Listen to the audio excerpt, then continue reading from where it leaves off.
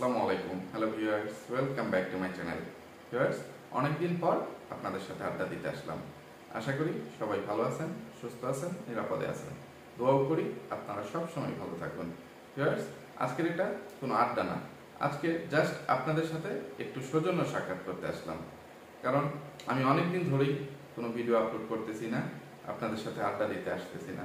তাই আপনারা অনেকেই, আমার অনেক শুভাকাঙ্ক্ষীরাই আমার সাথে বিভিন্ন যোগাযোগ মাধ্যমে যোগাযোগ করে আমার খোঁজখবর নিচ্ছেন এবং আমাকে অনুরোধ করতেছেন আমি যেন খুব তাড়াতাড়ি ভিডিও আপলোড করি, আপনাদের সাথে আড্ডা দিতে আসি। তাই আপনাদের সাথে একটু সৌজন্য সাক্ষাৎ করতে আসলাম। আশা করি আমাকে দেখে আপনাদের সবার কাছে ভালো লাগতেছে।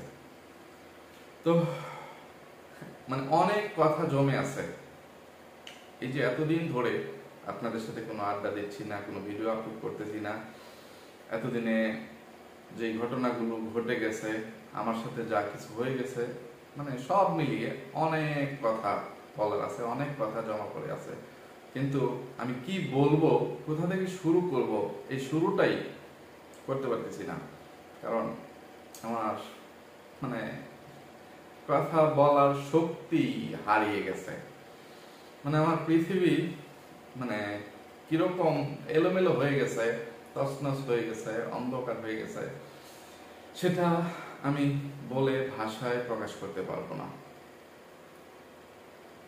সবারই মা বাবা একদিন না একদিন পৃথিবী থেকে বিদায় নেয়, মারা যায়,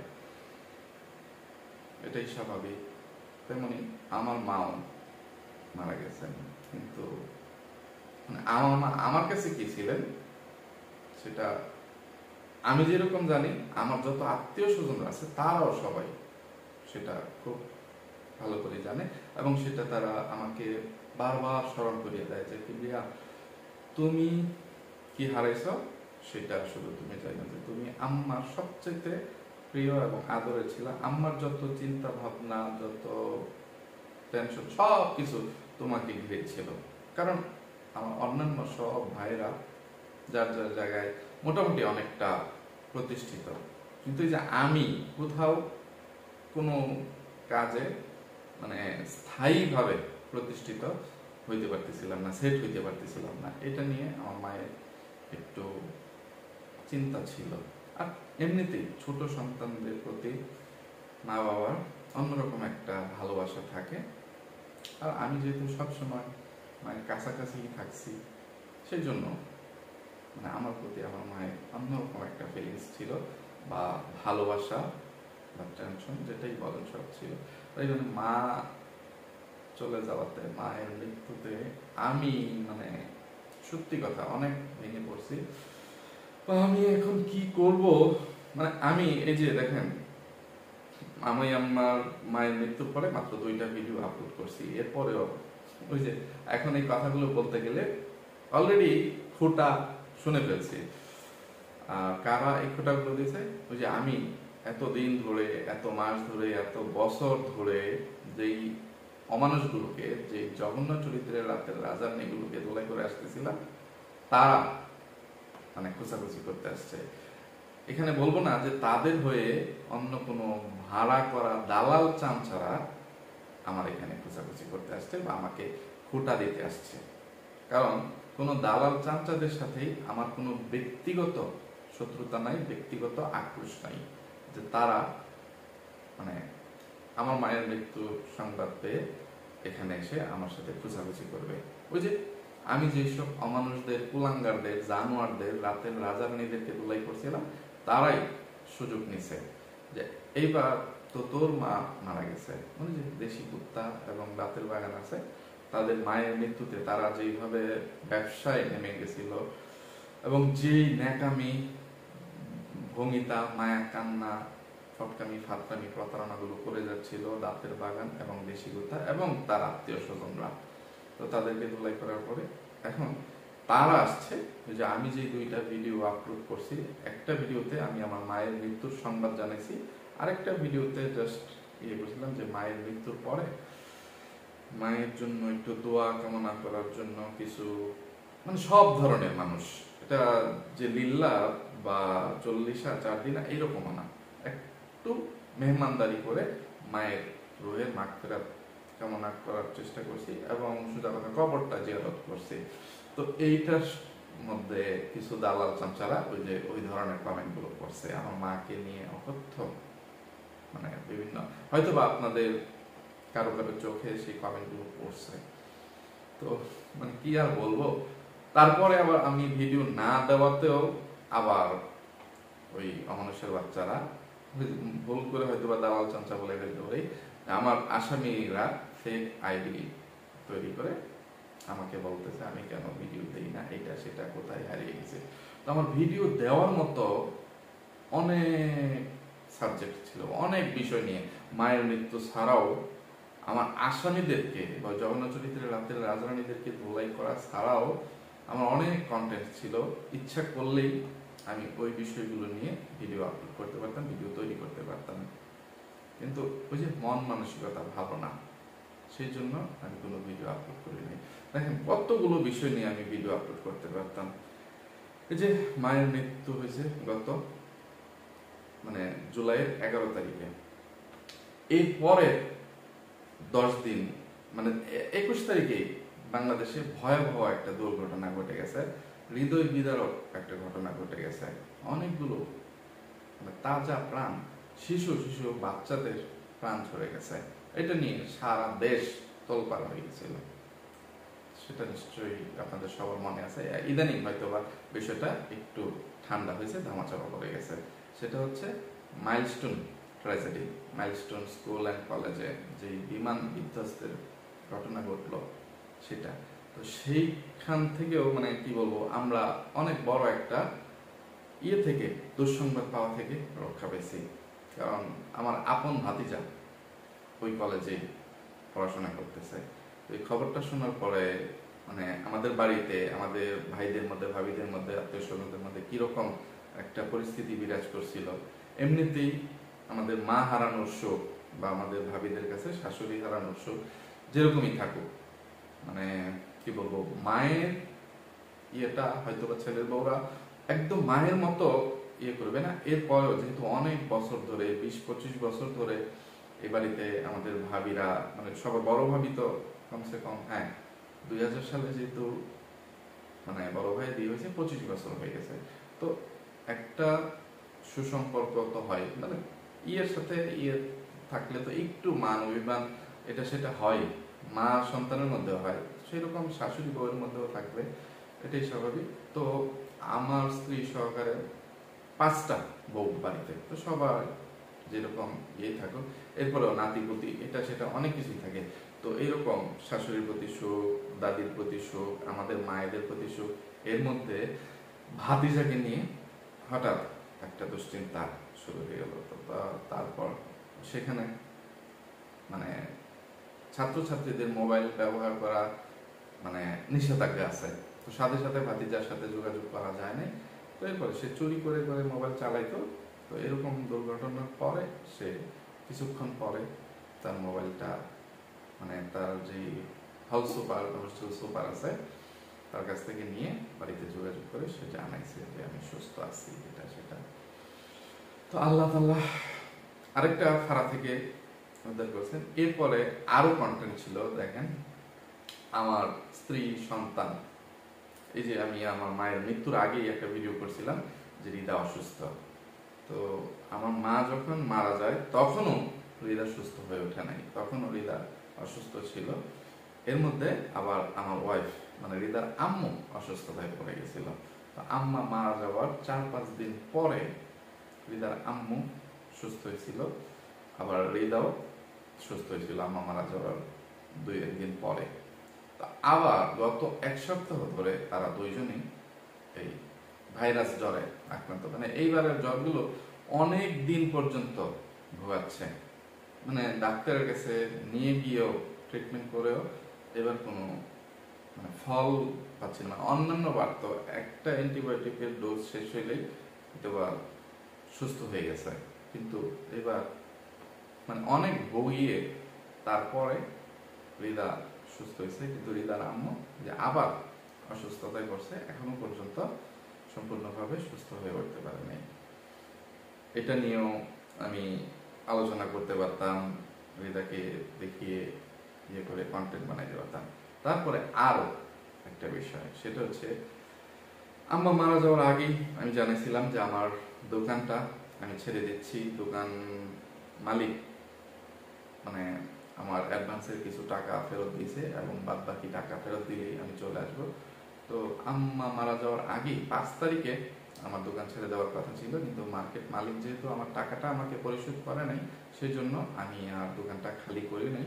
এর মধ্যে 11 তারিখ আম্মা মারা যাওয়া উপলক্ষে মানে আরেকটু বিলম্ব হয়ে গেছে, আর তারাও আবার একটু বেশি সময় দিছে। আচ্ছা ঠিক আছে, এই সুখ কাটিয়ে ওঠো, তোমরা এইসব মানে অনুষ্ঠান খাওয়া দাওয়া এটা সেটা সব শেষ করো, তারপরে রিল্যাক্সে ইয়ে করো। তো দোকান ছাড়তে ছাড়তে 20 তারিখ হয়ে গেছিল। তো এই যে দোকান ছাড়লাম, দোকানের জিনিসপত্র মানে সবকিছু একদম কি বলবো 3 ভাগ বা 4 ভাগ দামের 1 ভাগ দামে বিক্রি করলাম, একদম পানির দামে সস্তা দামে বিক্রি করে দোকান ভাঙচুর করে ডেকোরেশন বা জামা কাপড় ইয়ে করলাম। এইগুলো নিয়েও কিন্তু আমি কন্টেন্ট বানাইতে পারতাম, ভিডিও আপলোড করতে পারতাম, কন্টেন্টের অভাব হইতো না। কিন্তু এরপরেও ওই অমানুষের বাচ্চারা, ওই জঘন্য চরিত্রের রাতের রাজারানীরা আমাকে খোঁটা দিতে আসে। তো কিরকম কিরকম কমেন্ট গুলো আমার ভিডিওতে আসছিল, যদি সম্ভব হয় আমি কিছু কমেন্ট স্ক্রিনে শেয়ার করে দেওয়ার চেষ্টা করব। তো এছাড়া আরো ছোট ছোট অনেক যায় ঝামেলা, বাড়ি ঘরের মানে ছোট ছোট কিছু জিনিস মানে অনেক বড় বড় সমস্যার মানে তৈরি করছে, ওইগুলো নিয়েও একটু পেরেশানির মধ্যে আছি। আর সব মিলিয়ে সোজা কথা 20 তারিখের পর থেকেই আমি ইচ্ছা করলে এই যে দোকানের ঝামেলাও শেষ বা সবকিছুই আমি ভিডিও করতে পারতাম, আপনাদের সাথে আড্ডা দিতে পারতাম, বা আমার আসামিদেরকে ধোলাইটা শুরু করে দিতে পারতাম। কিন্তু এরপরেও মানে আমি আমার মানে মনকে বোঝাইতে পারতেছিলাম না, বা কথা বের হচ্ছিল না। মানে আমি আমার মাকে হারিয়ে ফেলেছি, এইটা আমি কোনোভাবেই ভুলতে পারতেছিলাম না, বা এখনো পারতেছি না। এখনো প্রায় প্রায় আমার মা আমার স্বপ্নে আমার সাথে দেখা দেন, কিন্তু কি স্বপ্নে দেখি সেটা আর বলবো না। অলরেডি 4-5 দিন আমি আমার মাকে স্বপ্নে দেখে ফেলেছি। তো আস্তে আস্তে একটু একটু একটু করে কি বলবো, আমার মনে হয় আমি এখন অনেক নিজেকে নিজে কন্ট্রোল করে নিতে পারছি, ধৈর্য ধরতেছি, ধারণ করতেছি। আল্লাহ তাআলা আমাকে শক্তি দিয়েছেন, আর আপনারাও দোয়া করবেন আল্লাহ তাআলা যেন আমাকে আরো আরো আরো ধৈর্য শক্তি দান করেন। আমি শুধু এখন এইটুকু বলতে পারি যে আমি আগের চাইতে অনেকটা কঠিন বা কঠোর হৃদয়ের মানুষে পরিণত হয়ে গেছি। আমার মা ছিল আমার জীবনের সবচেয়ে মানে ইয়ের জায়গা, নরম বা দুর্বলতা। সেই মাই এখন যেহেতু নাই, মাকে হারিয়ে ফেলছি, আমার আর কোনো দুর্বলতা নাই। আর একটা যেটা যে এখন স্ত্রী সন্তান, আমার এক সন্তান সারিকার সাথে যা কিছু হচ্ছে, আমি এতগুলো দিন মাস বছর ধরে আমার সন্তানটাকে উদ্ধার করার চেষ্টা করে আসতেছি, এখনো পর্যন্ত উদ্ধার করতে পারলাম না। আপনারা অনেকেই এই যে সারিকার বিষয়গুলো নিয়ে ইদানিং ইউটিউবে অনেক তোলপাড় হয়েছে, সারিকাকে নিয়ে অনেক বিতর্ক হয়েছে। ওই মা নামের কলঙ্কিনী পরকেদানি সাগিনুর সারিকার সাথে কিরকম আচরণ করতেছে, সারিকার কিরকম টেক কেয়ার করতেছে, ওই অমানুষের বাচ্চা কুলাঙ্গার দেশি কুত্তা ও পাটক্ষেতের রানী ইবলিসের নারী বাংলাদেশি ডাইনি নাগিনুরের যে সন্তান আছে তার সাথে সারিকাকে মিলিয়ে যেই রকম রোস্টিং হয়েছে, এইখানেও কিছু দালাল চামচা আমাকে উস্কানিয়ে দেওয়ার চেষ্টা করছে যে কিছু কিছু রোস্টাররা সারিকাকে নিয়ে মানে যেইভাবে মানে উপস্থাপন করছে মানে বিষয়গুলো, যাতে সারিকার ক্ষতি হচ্ছে এটা সেটা আমি যেন এটার প্রতিবাদ করি। কিন্তু ওই দালাল বা সাইকো ফেক আইডিধারী সেটা বলে গেছে যে রোস্টাররা মানে রোস্টিং করে বলে ওই অমানুষের বাচ্চারা, ওই জঘন্য চরিত্রের রাজা রানীরা তারা আরো অনেক অন্যায় অপরাধ করা থেকে বিরত থাকার চেষ্টা করে বা একটু সংযত হয়ে যায়। যে শারিকার সাথে যে অন্যায় অপরাধগুলো ক্যামেরার আড়ালে হচ্ছে বা হওয়ার সম্ভাবনা থাকে, সেইগুলোও তারা একটু সচেতনতার সাথে করার চেষ্টা করে শারিকাকে ওই রকম, তখন রোস্টিং এর শিকার হয়, ওই বিষয়গুলো থেকে বিরত থাকার চেষ্টা করে। ঠিক আছে? তো এখন আমি আমার ভবিষ্যৎ পরিকল্পনা একটু নতুন ভাবে সাজানোর চেষ্টা করতেছি। এই যে আমি যখন ব্যবসাটা ছেড়ে দিব চিন্তা করে, যে আরেকটা চিন্তা ভাবনা করে অপশন বি, সি, ডি এগুলো হাতে নিয়েই কিন্তু আমি আমার ব্যবসা প্রতিষ্ঠানটা ছাড়ছিলাম বা ছাড়ার ইচ্ছা পোষণ করছিলাম। যখন আমি ব্যবসা ছাড়ার ইচ্ছা পোষণ করছিলাম তখন কিন্তু আমার মা জীবিত ছিল, তখন আমার ইচ্ছা বা পরিকল্পনাটা অন্যরকম ছিল, যে আমি কি করব, কোন ব্যবসায় যাব, কি করব, কিভাবে মানে সাজাবো গোছাবো। কিন্তু মায়ের মৃত্যুতে আমার সব পরিকল্পনা তছনছ হয়ে গেছে, উলটপালট হয়ে গেছে।